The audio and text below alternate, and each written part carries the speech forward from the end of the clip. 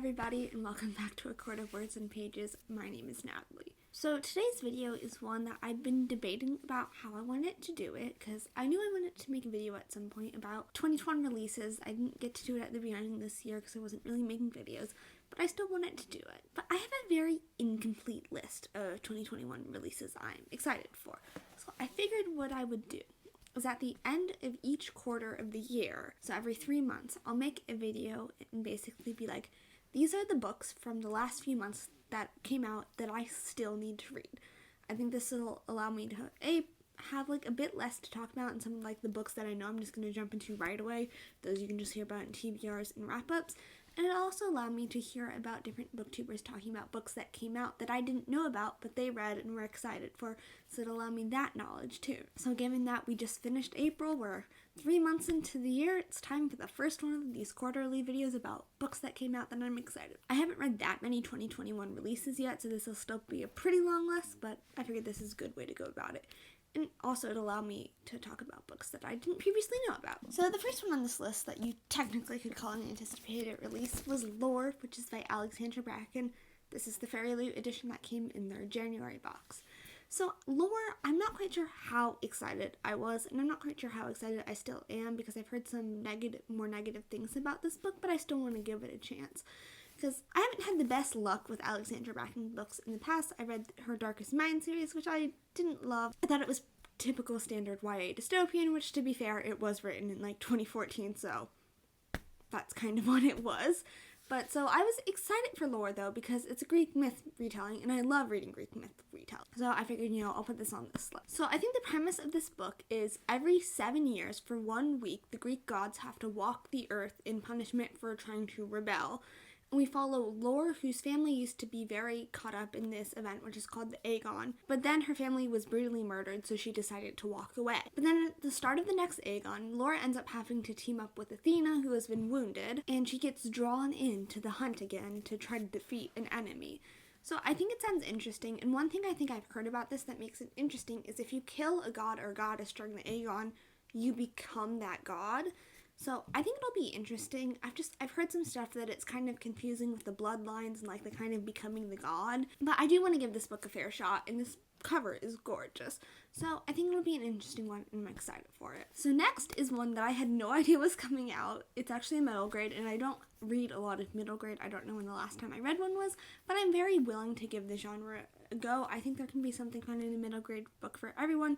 I didn't know about this one until almost all of the booktubers I watched read it and were just completely in love, and that is Amari and the Night Brothers by B.B. Alston. So I believe in this book we follow Amari, whose brother has gone missing.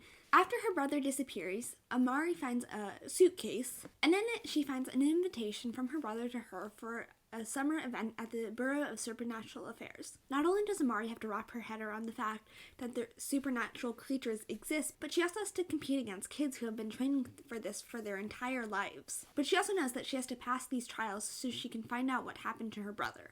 So I've just heard that this book is so wholesome. I've heard that the kind of tryouts are amazing and that Amari is a great character, so I'm really excited to read this one. Next up is Wings of Ebony, which is by J.L., and I can't tell you exactly what drew me to this book, but the cover looked really interesting, so I put it on my radar. We follow our main character, Rue, as after her mother is shot, she is taken by her father, a man who she has never met, to this mythical land. Rue finds out that she is half human and half god, but she leaves the island after feeling alone to go visit her little sister, who she was forced to leave behind when her father took her. However, she learns that there is a plague sweeping the streets of Houston, her hometown, that is very similar to the one which is on Gizon, the land where her father lives and has taken her. And she must use her powers as a half-god to help save her family neighborhood.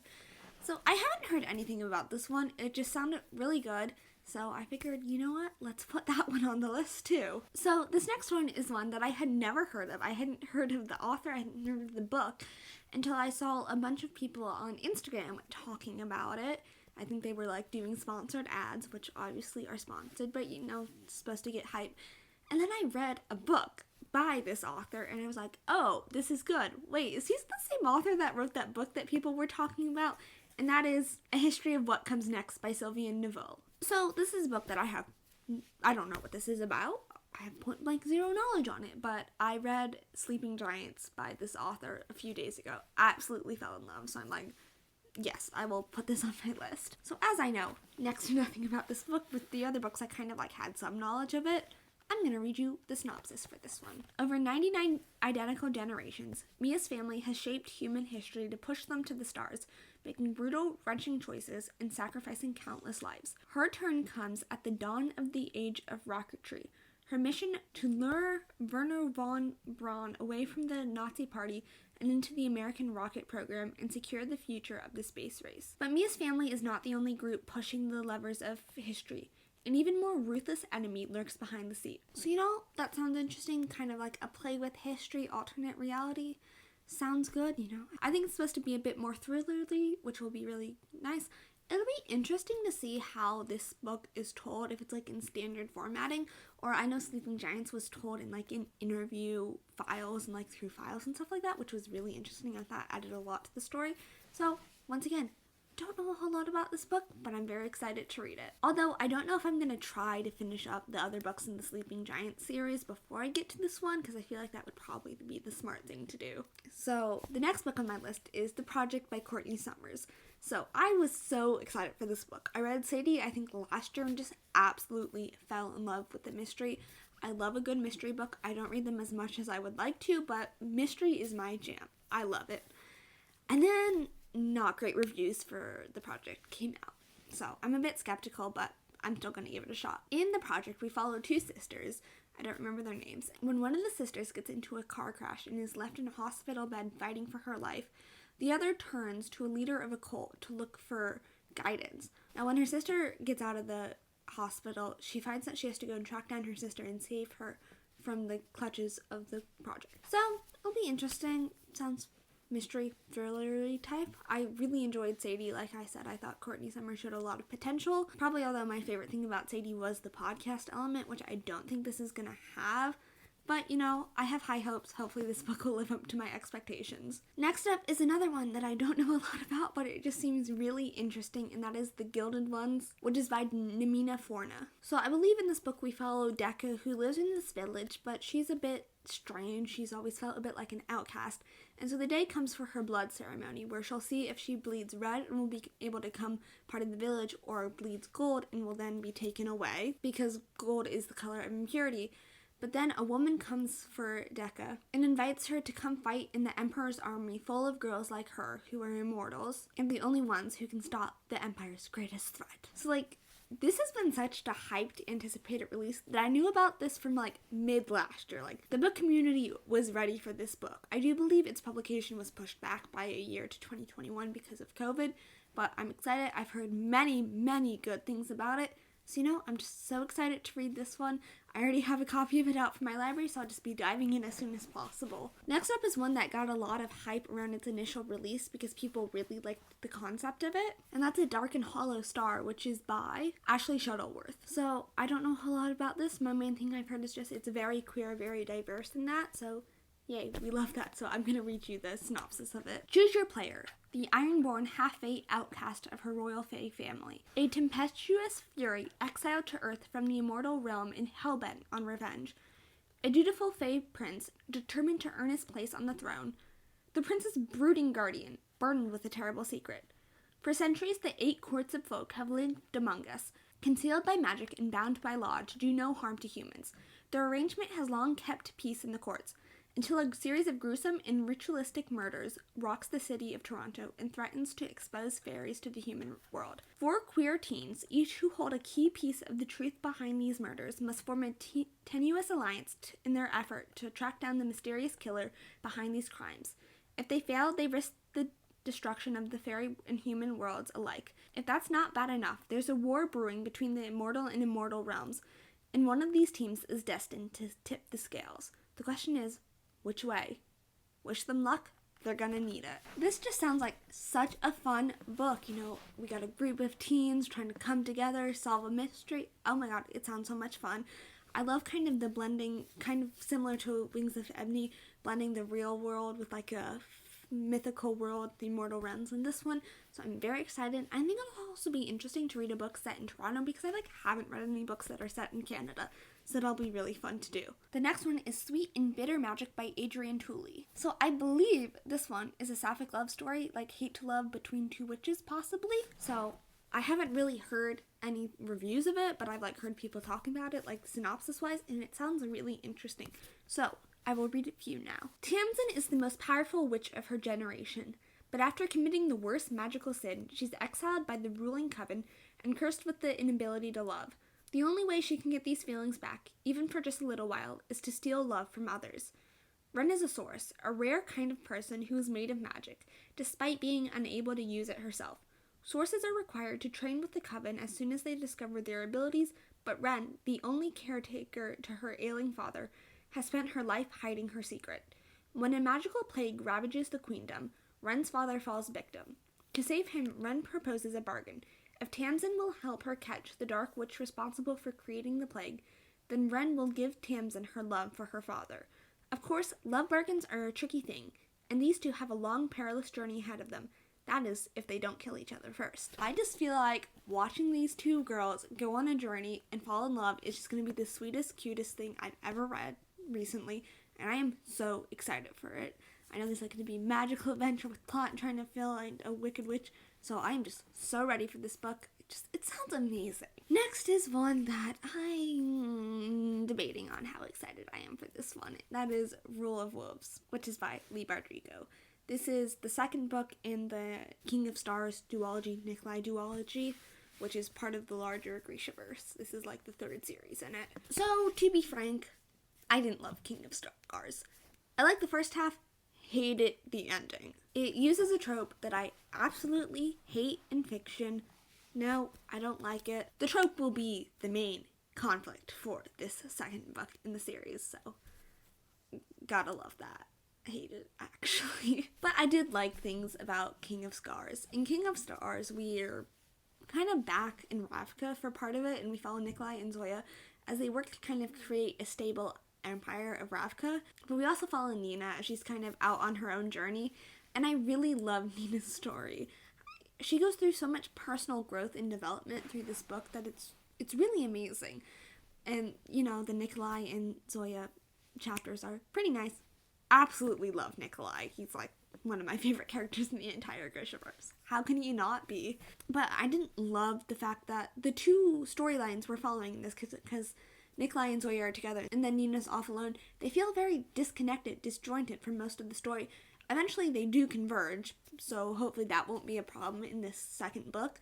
But I didn't love King of Stars. I think I gave it 3 stars, but I do want to continue reading the Grishaverse because I do like parts of what I've read. And I know the Shadow and Bone TV show comes out this month. Not that I think that this is going to affect it at all, but I'm still very excited to watch that. Next up is one that, once again, don't know a whole lot about. I mean, it's a novella, which I don't tend to read a lot of novellas, and that's Breach of Peace, which is by Daniel Green, who's also a YouTuber too. He does BookTube, one of the more well-known fantasy booktubers, so that's really cool. He just released his first novella, which is supposed to be a trilogy of novella, which is going to lead up to his first full-length novel kind of in this world.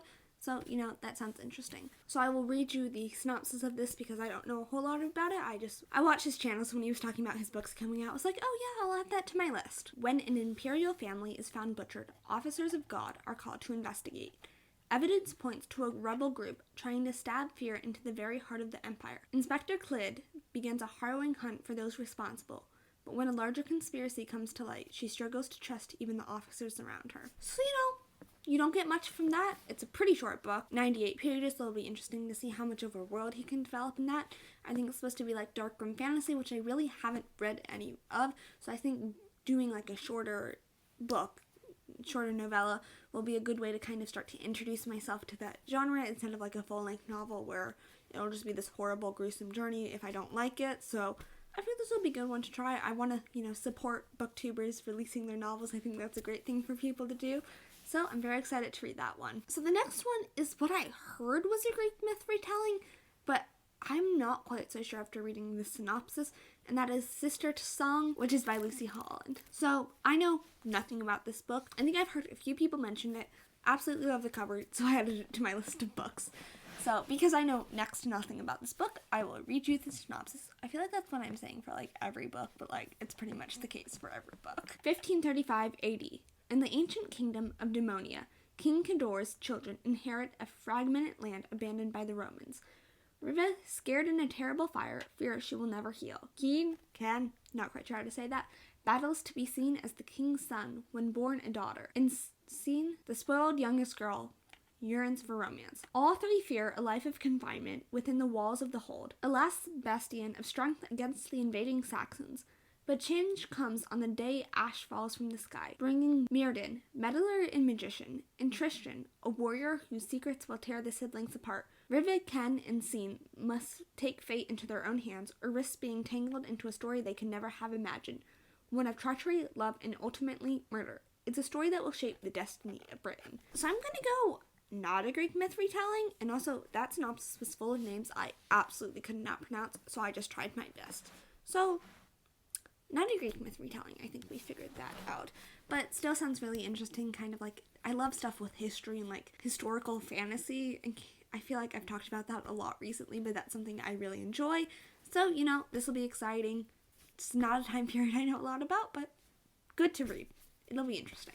And the final book on this list, we have made it to the end, is The Infinity Courts by Kemi Dawn Bowman. Once again, I know absolutely nothing about this book. I like the cover, so I will read you the synopsis. 18-year-old Nemi Miyamoto is certain her life is just beginning. She has a great family, just graduated high school, and is on her way to a party where her entire class is waiting for her, including, most importantly, the boy she's been in love with for years. The only problem, she's murdered before she gets there. When Nemi wakes up, she learns she's in a place called Infinity, where human consciousness goes when physical bodies die. She quickly learns that Ophelia, a virtual assistant widely used by humans on Earth, has taken over the afterlife and is now posing as a queen, forcing humans into servitude the way she's been forced to serve in the real world. Even worse, Ophelia is inching closer and closer to accomplishing her great plans of eradicating human existence once and for all. As Nami works with a team of human rebels to bring down Ophelia and save the humans under her imprisonment, she is forced to reckon with her past, her future, and what it is that truly makes us human. So that just sounds really interesting. I, for one, am someone who is very paranoid about IT and IoT devices listening and recording conversations. It's something I'm completely paranoid and I don't trust devices. So, while this is maybe a bit extreme about like a virtual assistant type person trying to take over the world, it's gonna speak to my soul, I think. I'm excited. I'm not quite sure if this is, I think this is more sci-fi than fantasy, which isn't what I thought from looking at that cover, but, you know, I'm completely fine with that. I'm trying to break into science fiction this year. I don't think I've really ever talked about it, but I don't really read science fiction. Once again, read Sleeping Giants, loved it. Now want to do science fiction, so I think this will be like YA science fiction, which will be a good place to start. It sounds interesting, so I'll give it a shot. Those are the anticipated releases I have yet to read from the first quarter of this year. I will be making probably the next video in this series in July, I think is when the next quarter would be up, so I will see you with the sequel to this video then. Thank you guys so much for watching. All the books I talked about in this video will be linked down below, as well as my Bookstagram and my Goodreads if you want to follow me there. Thank you guys so much for watching, and I'll see you in my next one. Bye!